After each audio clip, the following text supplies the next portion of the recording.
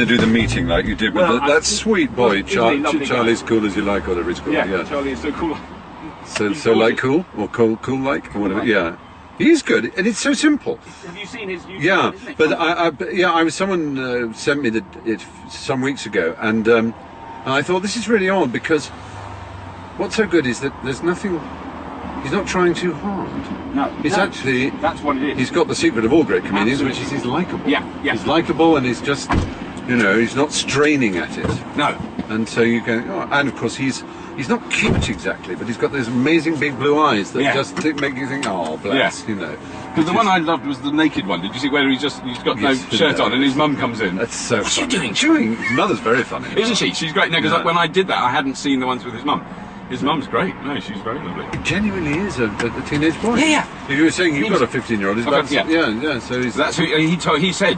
That's his constituency. You'd never get Charlie is so cool. Like he's too cool for you. That was the big challenge. Well, it's great that his generation like him, then, isn't it? Yes. Is he quite public school? He seems. No, he's I don't think so. No, he's because I was trying to work out whether. I'm not in that awful English certain way. But yes. I thought, no, is this like sort of? Is he like? Maybe Godolphin and Latimer sort of thing, sort of like Hugh Grant was, who just sort of, because he's got no regional accent, but nor has he got an Essex estuary. No, but I mean he's from Bath. Bath, and I think it's. He certainly don't speak. He certainly didn't give me that No. thing. I mean, I've become hyper sensitive to that with my. What is that still? No, it's just that I'm sound. Is your boy to private school then? For a while. Right. And my daughter is now. And do they enjoy it? She does. He didn't. He didn't. Where was he? Which one? Cheltenham College. Oh right. Cheltenham College Junior. I hope you showed him If. The movie. No, he still hasn't seen it, but he. But I mean, that was shot at the. Well, that was shot at the upper school. The main school. Yeah. So there's a Boys, small. I understand you. Yes. One of the great moments of cinema. Fantastic. Yeah. Had, I think, a rather disruptive influence to my own education, seeing that. Yes, I think it did. From all of ours. I mean, almost everyone I knew who was at a public school said, yeah, but apparently it was shot at Cheltenham, but apparently it was based at Marlborough.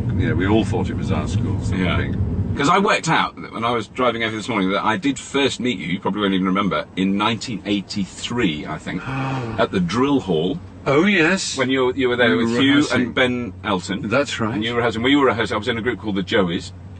You were in the Joeys. Yeah. And we met very briefly in the cafeteria and said hi and didn't, And I think we've probably been in 15 Edinburgh parties together, which I can't remember, but it is quite short. We were rehearsing on different floors in North Acton. Oh well, no, we were next to you. Yeah. We were right next door to you on the last series of Blackadder. That's right. We were in the next door room. So you were. Yeah, I remember because I knew Craig a bit, and obviously I'd sort of bumped into Chris Barry. Yeah.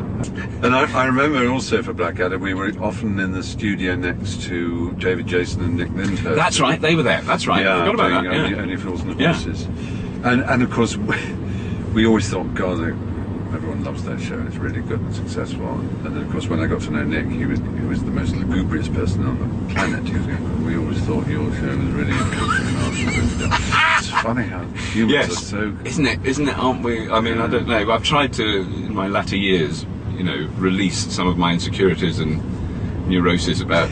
Yes. Well, the best conversation I ever had was with a bunch of grumpy old gits at the Edinburgh Festival a few years ago, Arthur Smith. Ah, yes. I'm trying to remember. There was a group of us, all roughly. Arnold. Yes. Excellent. All moaning and whinging, and then because we knew were people. Like the first few shows the Joeys did, Ben Elton did the warm-up. Yeah.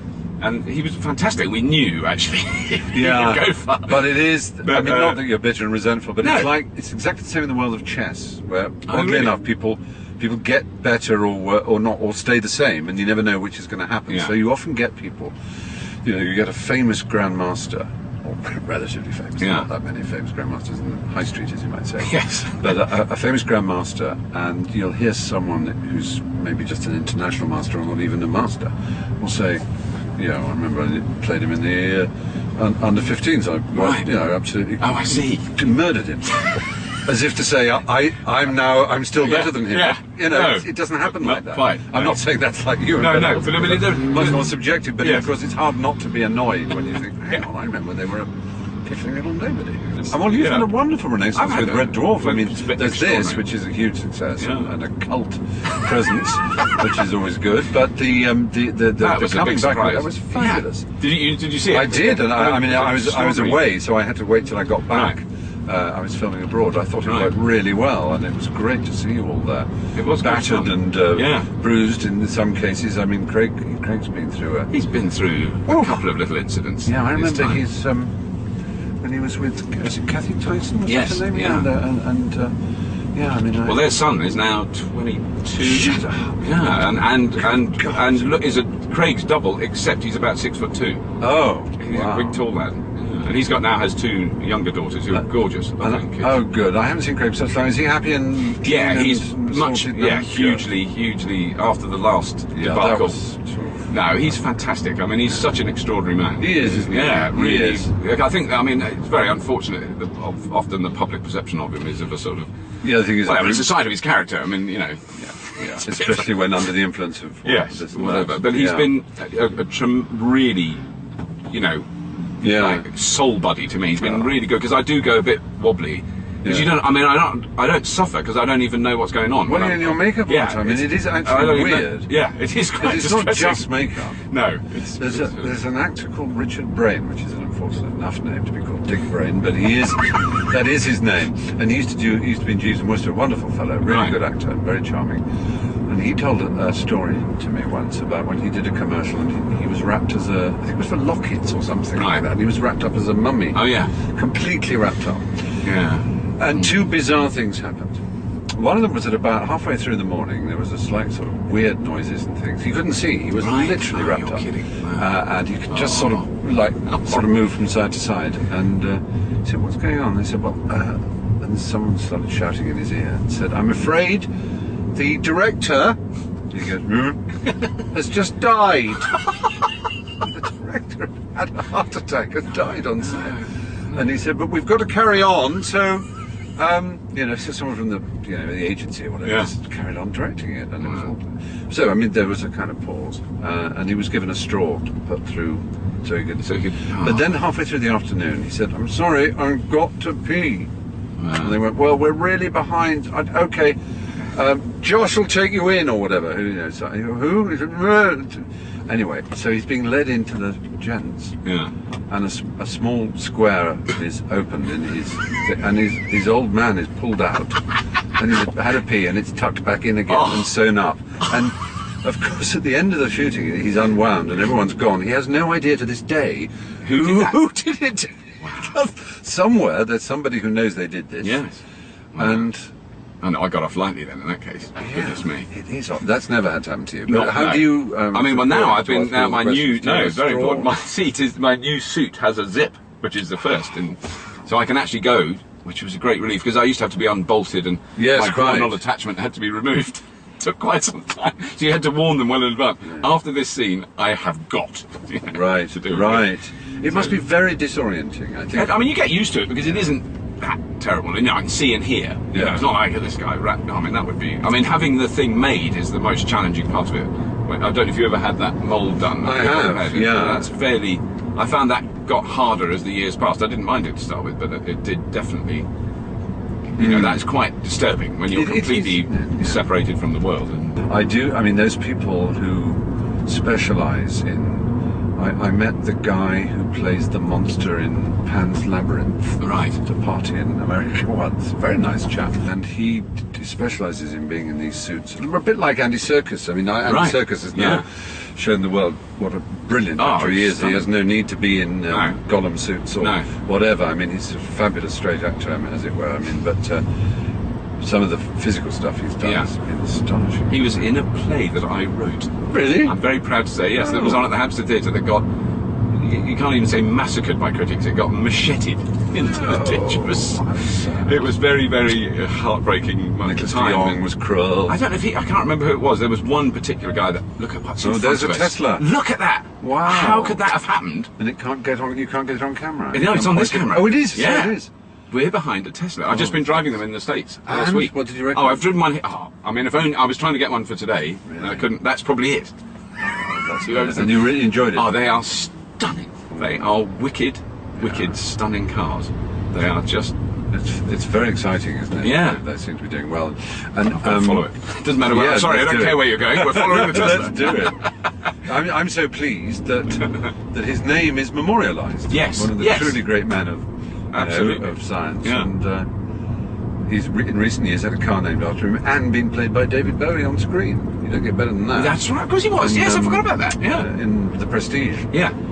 Of course. Yeah. But no, I was in the Tesla Works last week and I saw the S-Class, which is the one we're waiting for. Yeah, what sort of price will that be? Half the price of that. I was going to say. It'll be about 40,000, which is still, it's expensive, but it's not. It's within the Audi BMW range. Exactly, and it's very similar to a 7 Series Beamer in size. Big, chunky, big, hefty saloon car with the most.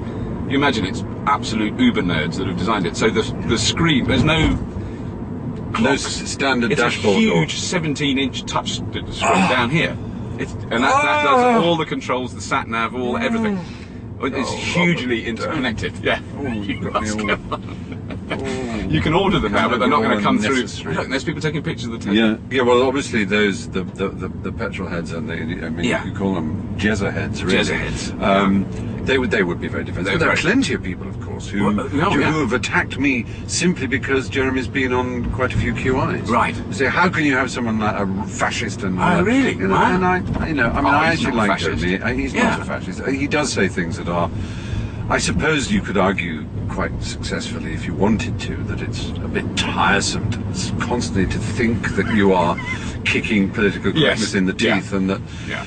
But he's just. The point is, if he weren't funny and clever, it would be crap. Exactly. But he is funny and clever. It's a bit like A.A. Gill or someone. He just writes too well for one to dismiss him. I mean, his A.A. Gill's destruction of Stow on the Wold as the ugliest town in Britain, which I live very near, and was there's a lot of point funny. to that. Yeah. I was at prep school in Gloucestershire. Oh, were you? Yeah, in Ewley. Do you know Ewley? It's near Dursley. It's I know not so Dursley. much Cotswolds. Right. It's about 6 miles south of Stroud. Between Stroud and Dursley. Yeah. That's a beautiful Gorgeous area. Stunning. Yeah. Absolutely. Yeah. I age, and I have lots of godchildren and nephews and things. And the one quality I've come to realise is that almost overmasters any other is curiosity. Yeah. It doesn't matter. I don't really mind whether a godchild of mine knows Latin and Greek. Yes. I mean, that's not the point. But it's dull incuriosity that is, to me, the really heartbreaking, saddest thing. Yeah. People are just not curious about. I would love him to be slightly more curious about the experience of, say, picking up a wet towel after he's had a shower. On a very basic level. Explore that curiosity. Just see what it feels like to do it once. Yeah. He rightly set a high price on love, but there's a line in a not particularly remarkable Western movie called Shenandoah. Have you ever seen Shenandoah? Which I don't. There's Doug McClure and James Stewart, quite old silver-haired James Stewart. Right. He plays a father, and the family get involved with the Civil War despite his sort of pacifism. Right. And anyway, Doug McClure wants to marry his daughter, and there's a scene he's sitting there with a green cigar on the porch on a rocker. And the guy says, we'll call him Mr. Stewart because we don't know what the character's name is. It's Mr. Stewart. I'd like to marry the daughter. She says, do you like her? He says, well, gee, Mr. Stewart, I love her. So, well, that's not what I asked. I said, do you like her? Not the same thing at all. And I just thought, yes, that's so right. Love is a fabulous storm and a beautiful warm thing. But you need to like the person too. Like them. And I think that's true of parents. That sometimes they love their children, but they don't like them. They don't like each other. And I think it's very common. It is very common. Yeah. And also, it's what you want of your children, isn't it? Yeah. You talk to young mothers who are, they often. I've heard young mothers say that sometimes they stop by their school gates and they look through the railings, and they see their child. And they're so relieved because he seems or she seems popular. Yes. The other children are talking and laughing with them. And then other times they come, maybe, or another parent, and there's the child sitting alone on the step. Yeah. And they think, nobody likes my little baby. And that's almost more than any other. Not about how clever they are, whether they can play a musical instrument or sport, but are they liked? They don't have to be the most popular child in the school. No. I did an episode of The Young Ones years and years ago, and there was a great line that Rick had on it. They were on the train going up to Manchester to do that's the University University Challenge. Of course you did. Right, I was just trying to remember which one it was. It's called Bambi, I think, the name of the episode. And but I just and they're revising on the train for a bizarre scene. And then Rick suddenly loses it and goes, "You done lots and lots of revision, just like a girl." and it did amuse me. And of course, not having been to a mixed-sex school, right? I never really had this terrible inferiority that boys secretly feel, though they're too proud to show it. Yes, that girls do all that revision, and they swat, and they're neat, and I was going to go down that way, but I don't know if I really want to. I might. You will see a man holding a little girl's hand. Yes. According to and is she slightly leaning away from? I think she is. Maybe it's a crime scene. Oh dear. I've not seen that particular sign before. It's very. I did well in exams always because I cheated by having a good memory. Yeah, because that's. I was going to say that. You know, to remember the details of that film. Is that all an film. exam is supposed to be? Yeah, exactly. Is a memory test? Yeah. Well, I mean, I don't feel any particular pride for knowing. For having an absorbent mind. Yes. It's like lavatory paper. I mean, you could argue that the one thing exams test is people with superficial minds and a sort of quick, guileful, glib intelligence. Yes. And that is what the world prizes more than true, diligent, industrial, industrious rather, and honest people. Yeah. And that therefore exams I'd like to believe you're right, but I don't know. I think the reason I failed all the amount of exams I did was because I wasn't very clever. That's the simple truth. Yes. A good friend of mine was at the Dragon in Oxford, and all his teachers were sort of Spitfire pilots with terrible facial burns and things like that who survived the war. My friend Hugh was there, and he said something similar along those lines. We had in my school as well. I remember there was a Commander Staveley and a Major Dobson. Yes, I think that was. We were taught by that generation. And they, I mean, one of them taught us basically snob English, what's called you speak, you and non-you. You and non-you. My mum was obsessed with that. Yes. Nancy Mitford brought to the world's attention in a book called Noblesse Oblige. Noblesse Oblige. I had it read out to me. There's actually a man called Alan Ross who invented it, I think. Right. The idea that you can tell someone's class by the words they use, so that if they say lavatory, that's more you speak, whereas toilet is non-you, and mirror is non-you, and looking glass or glass is... that shows a lot of them very old. Because I would say lavatory, but I would also say mirror. Yeah, everyone would now, I think. And actually, I remember Debo Devonshire saying to me that her children said toilet, and her son's now Duke of Devonshire, for goodness sake. So, I mean, the whole thing has changed, let's be honest. But he taught us, and he not only that, but pronunciation. Right. So he said things like, some boy said, "Oh well, primarily" or something, and he said, "No, let's just sort this one out once and for all. I don't want any of you. I don't want to hear any of this temporarily, primarily nonsense. It's primarily, temporarily." And so we're going temporarily. No, not temporarily, temporarily. God, blimey. And now, I'm afraid and it's not formidable. It's formidable. Right. Formidable. And it's not exquisite. It's exquisite. And so all these things. But they go in, don't they? Once you do. And unfortunately, if I hear temporarily or sounds wrong, or interested instead of interested. Or the worst, the one I'd say still nails on the blackboard for some reason is circumstance. Instead of, and it's not even circumstance, but circumstance. Circumstance. Or I say it's not even. It's not right or wrong. I'm falling into the same trap. It's just madness. But I think it's vital that that stuff is maintained, even if it's maintained under a critique. Absolutely. That there is something in that. It's a code. It's a nuance. It's a tribal piece of tribal dress. Yes. It happens to be verbal dress rather than anything else. And other tribes are allowed their extraordinary little details that we may not understand. Yes. But as long as it's not used exclusively. I remember Alan Bennett saying once, someone said, "Oh, he's a terrible snob," and Alan said, "Oh, snobbery is quite an amiable vice." And I remember saying, "What is snobbery amiable?" He said, "Oh, well, I mean snobbery that looks up is quite amiable. Right. Snobbery that looks down is disgusting." Right. Of course it is. That's very interesting. But the person we were talking about was a snob in the looking up sense. They couldn't help name-dropping names of princes and dukes and earls and things, but which in the end is an amiable. It doesn't hurt anybody.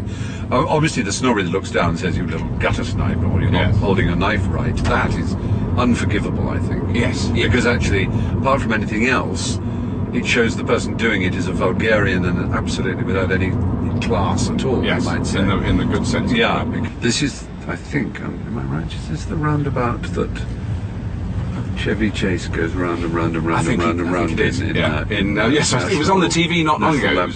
Yes, when Mel Smith plays the disgusting bed and breakfast hotel. That's right. Yeah, I did enjoy that. The Griswolds, isn't it? Yeah. If this camera works, this is the first. This is quite a good tour. It is, isn't it? We've seen a good part going of London. I'm actually going up the clock tower in a couple of weeks. Oh, are you in here? Oh, yeah, really? I bumped into. Not that. So the other tower, Big Ben. I mean, where Big Ben is. Where Big Ben is, exactly. Because that is the. I talked to Justin about that. That is the glorious thing about QI is those nuggets of. Information. I mean, I'm particularly keen on that when you do historical ones. I mean, those are the ones. The misconceptions that we have about, when you come up with a thing, and I go, oh, blimey, I never knew that. That's brilliant, that, which happens every show. Or people think they know a thing that... Yes, absolutely. This would be something I thought I knew about. People think, okay, because it's not Big Ben. It's St Stephen's Tower, isn't it? Right. No, it's not. Is it not? It's not St Stephen's. It's just the clock tower. I thought I was going to be clever and say exactly. That's it. That's the awful thing about those QI things is they second guess people's, the one that people really think is true that actually isn't. But I filmed in the Bell Foundry where they made the bell. Do you know? Whitechapel, is it? In Whitechapel. Yes. Fantastic place. Oh, it's one of the oldest and greatest. Yeah. But they can't bear, the guy that tunes the bells there can't bear listening to the... Because it's not sound. It's not in tune. It's not sound as. No, there's lots of MPs talking. Oh yes, on St Stephen's Green. Oh wow. Well, obviously now it used to be that assembly, I think, in Parliament Square wasn't legal, but since the anti-Iraq war chap has been here for so long, they've kind of broken the precedent. Well, I think also Mark Thomas, comedian Mark Thomas, does some very clever stuff. Yeah.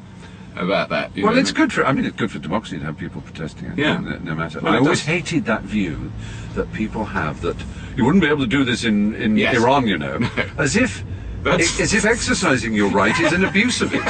Well, the point is that it's like the very fact that I'm allowed to say them means I should shut up. Doesn't it? I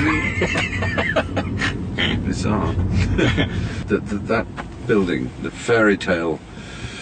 Houses of Parliament. Yes, they are extraordinary. Just marvellous. It's just a shame what goes on with it. Yes, that's the only slight downside. I made an ass of myself talking about politicians. I kind of probably overdid it, but I was trying to say, look, let's look at ourselves. Yes. And everyone now thinks I was speaking on behalf of MPs. Right. I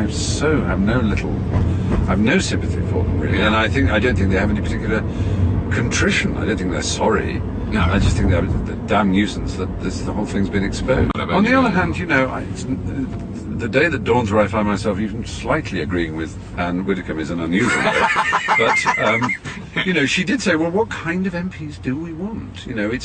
Yes, the system is ridiculous, but, you will not get elected. Let's say you want to be the Labour or the Tory MP for, I don't know, some constituency in Northumberland.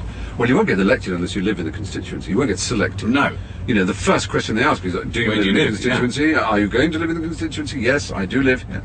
Well, all right, you're in Northumberland, and you've got to come here. Yeah. So you need to live somewhere. I mean, should they have bed and breakfast? Yes. I mean, do we want to humiliate them into having the cheapest possible Ramada hotel? Is that going to make dormitories? Is that going to make us feel better? That's what we want our politicians and lawmakers to be. Well, no, that's just crazy because we'll get crap people. Yeah. All right, we've already got crap people, but they'll be even crapper. So we have to decide whether it should be a well-paid job. Yes. It really should. Yes, You're it's running a very the country. responsible job. It should be well paid enough for someone to have a place to live in London and in their constituencies. If their constituencies in London, then obviously they don't need it. Yes. But the problem, it's a bit like means testing, which was one of the enemies of the working class for 100 years. It was the most pernicious and awful thing to... Now we're going to start means testing our MPs so that the ones who can afford it won't get a grant and the poor ones will. I mean, that's... All right, well, if that's what's wanted, but... But just to sort of lash out at, God, they've all got their pigs in the trough, it's all disgusting. Well, I mean, I have no sympathy, really, I have very little sympathy for most of those who've done stupid things, and apart from anything else, just their dumbness, their lack of PR savvy, to think that they could have duck islands and wisteria and notes without... the ones that are wrong it is so shockingly kind of, oh, for goodness sake. Wouldn't it be great if the people who run our country were honest, intelligent, authoritative, articulate, open-minded, interested, curious, wonderful people. Well, we're never going to get them, because anyone with those qualities is going to say, "I'm going to go near it. Look what the press do to you. Look what the public think of you."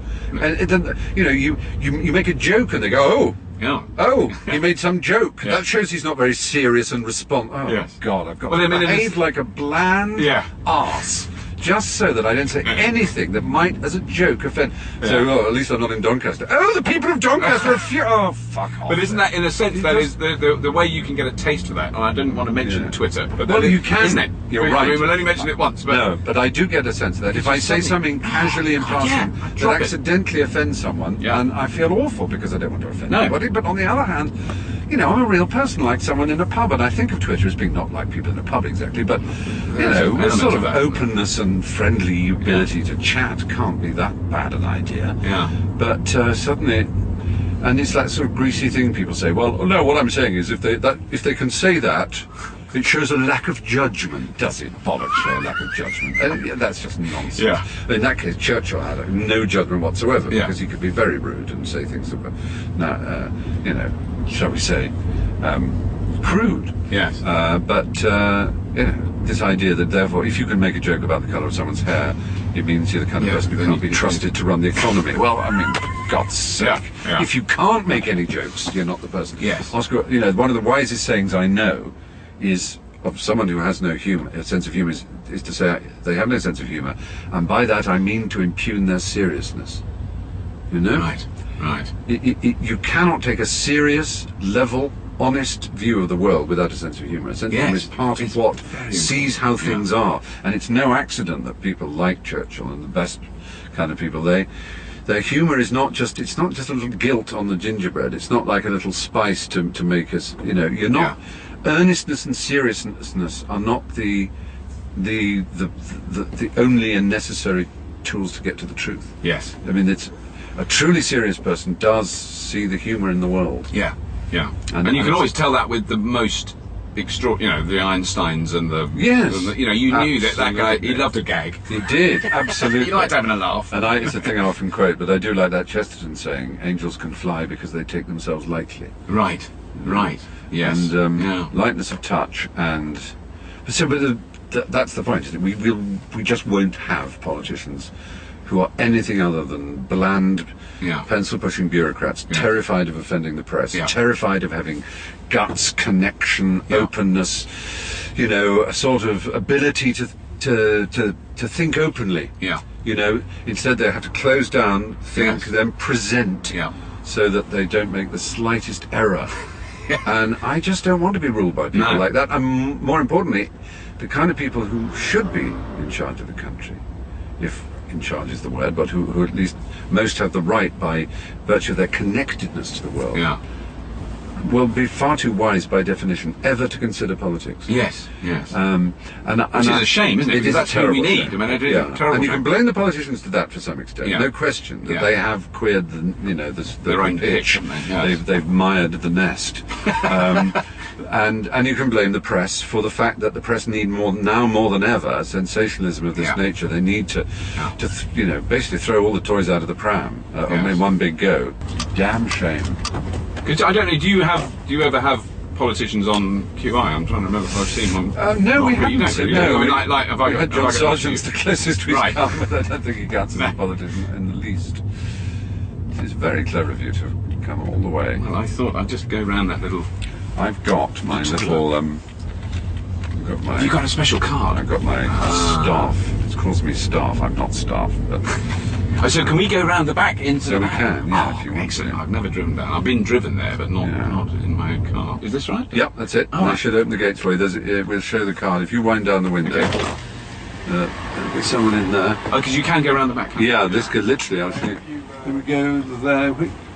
Hello. Thanks. So this is for the carpool viewers. This is a very exclusive little moment to go in through the gates. Well, of course, it's like backstage at the theatre. Basically, it is the servants' quarters. It is, isn't it? It's a lot more scuzzy. This is the glamorous entrance where to we the land of TV. Yes, exactly. Full of unbelievable quantities of little sort of things on wheels. Prop cage stuff. Because if you heard now, you might be better connected to me, because I was talking to David Mitchell about that, about BBC Television Centre and whether they're going to keep the studios and what's going to happen, because we were sort of heartbroken. I can't bear the idea that they won't. No. As you say, where we did Red Dwarf and Blackadder, and you know. Did you shoot the studio stuff of Blackadder? Yeah, there, TC 1 and 6 were the ones we used. Yeah, and it's we did Fran Laurie there, and I mean, we did so much. Yeah. God, it was fun. Yeah. And we did it knowing that 40 Towers had been done there, and Monty Python had been done there. Exactly. Yeah. It's terribly sad. It's like a piece of cultural history. Heritage, isn't it? It's heritage, and it's just been flogged off. There's not a lot else you could do with that building. No. That's the real sad thing. There isn't. You go around the corner here, and that's where my entrance is, as it were. Now, some people have been asking me if a Prius is dangerous when it's silent, like it is now. Because when people are on them, and I was going, of course it isn't, you can hear it coming. No, I heard a thing in America. There is a congressman who is trying to add to make noise, synthesized noise of a car. Brilliant. That is brilliant. Thank you so much. Dear that was really good. I'm so glad that worked. Such a pleasure. That does sound like one of the Waltons who's just in the middle of a sex change operation. Babaloo.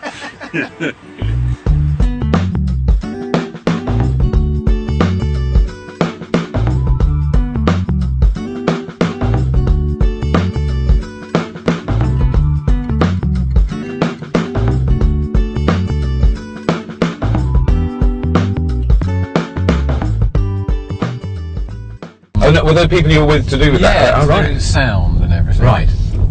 Right here. So they would be appalled at what I'm doing in here, because the sound quality of my broadcast is not... We're all appalled at what you're doing. I think you should be. I think, presumably we're breaking the law, are we, or not? This is an interesting point.